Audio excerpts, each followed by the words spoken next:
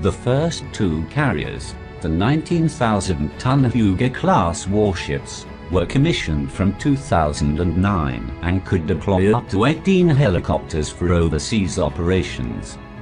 They provided much-needed anti-submarine warfare support to the country's destroyer fleet, an invaluable asset in the face of the vast North Korean and Chinese submarine fleets. The Japanese Navy went on commission two 27,000-ton Izumo Class carriers, which it later emerged were designed to accommodate F-35B stealth fighters as well as helicopters. Able to deploy up to 28 aircraft, the vessels proved an invaluable asset to the country's overseas power projection capabilities. With the second Izumo class warship entering service in 2017, the country's ambitious carrier program had commissioned 4 sizable warships in a period of just 8 years, a considerable feat which no other carrier power has matched in recent years in terms of the sheer numbers of warships built. The Japanese Navy could well soon commission further carrier warships of even larger sizes, which would strongly fit in with the trend towards expanding its offensive capabilities to wage war away from its shores.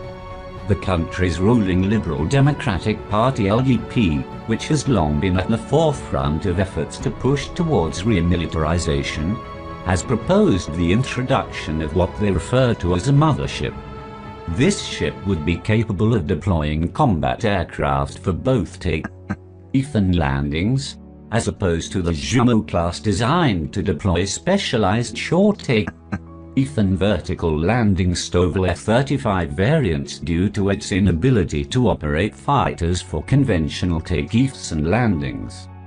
The party also called for the government to double the country's defense budget, currently restricted to approximately 1% of GDP, to around 2%, similar to the spending goal of NATO members. Terming a new carrier warship mothership rather than carrier or supercarrier is an effective means for Japanese advocates of a larger military to again avoid invoking the memory of the Japanese Empire or accusations of pressing for remilitarization. Imperial Japan fielded a sizable carrier fleet during the Pacific War, including the 65,000-ton carrier Shinano, a gargantuan vessel and by far the largest of its time, and the commissioning of large carrier warships designed for offensive power projection is set to spark considerable controversy.